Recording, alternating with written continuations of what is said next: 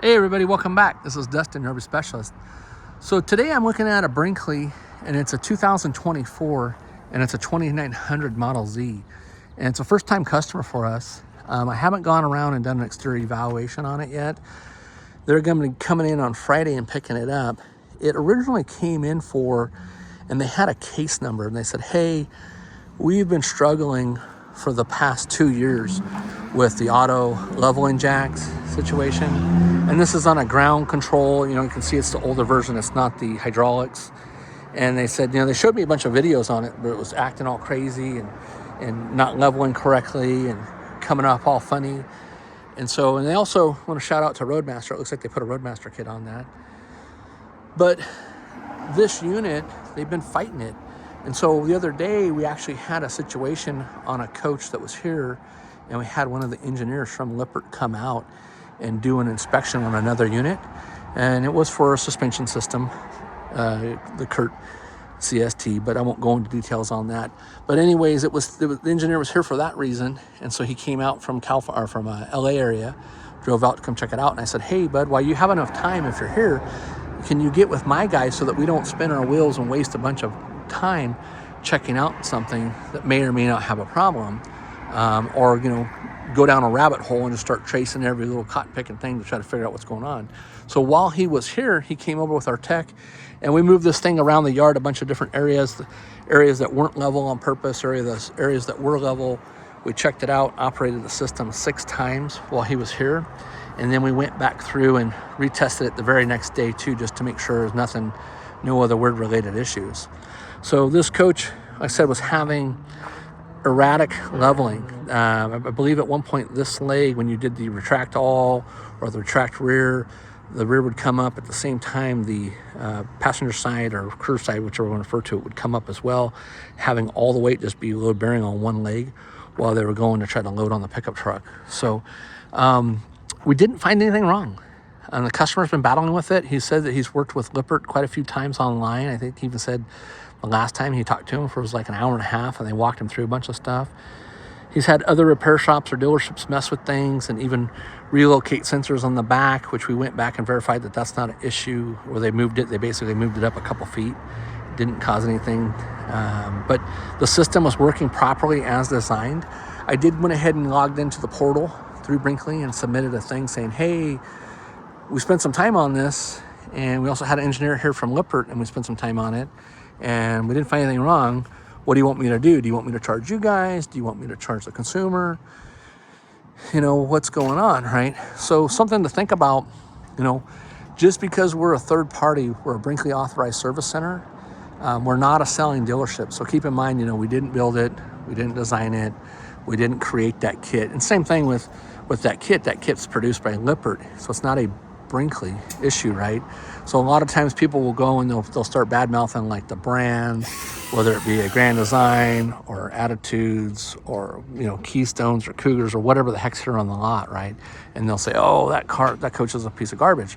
Well, there's hundreds and thousands of different components on every RV to make these RVs, and sometimes things just don't work out right.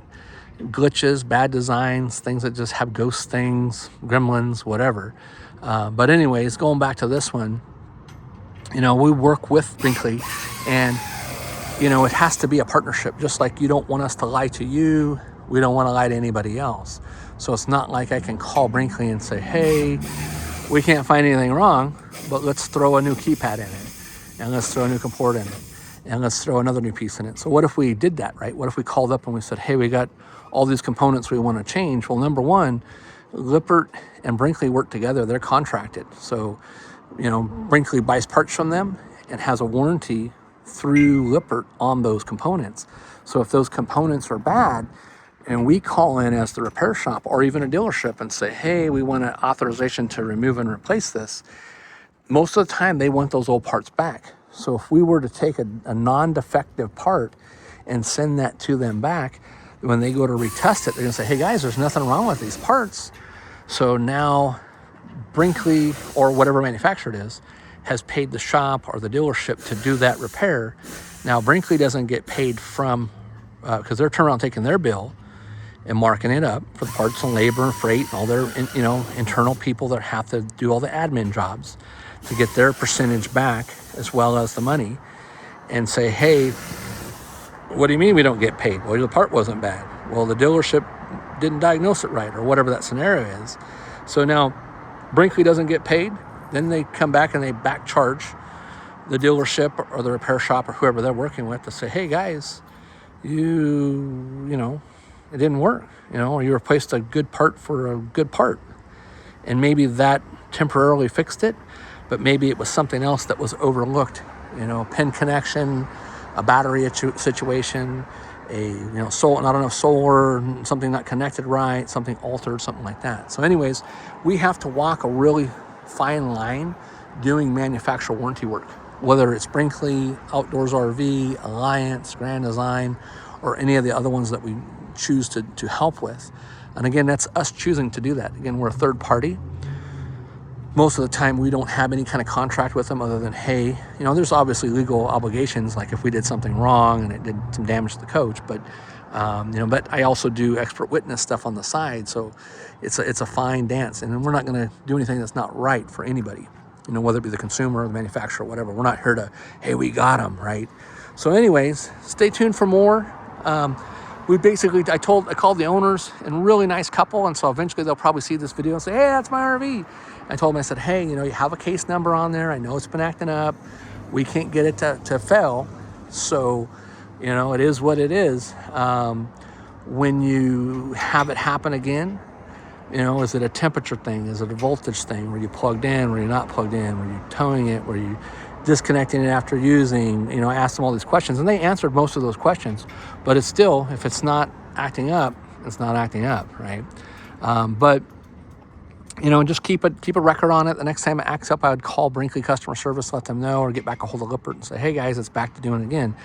At some point, if either one of those parties decides, hey, we want you to start throwing parts at it, then we need to have them make that determination. Hey guys, we want you to change the keypad first, right? And then have the customer go out and use it. And then if it doesn't act up, great. And then, okay, it's back acting up again, right? Well, we want you to change the control board. Well, and then we go out and use it. If that acts up or doesn't, hey guys, then we want you to use the sensor in the back, right?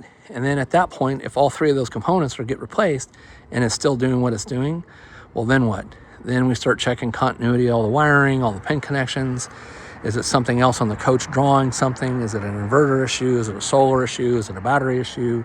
Is there some kind of electrical interference that's causing damage or feedback through something that's causing these issues? So, all right, well, stay tuned for more.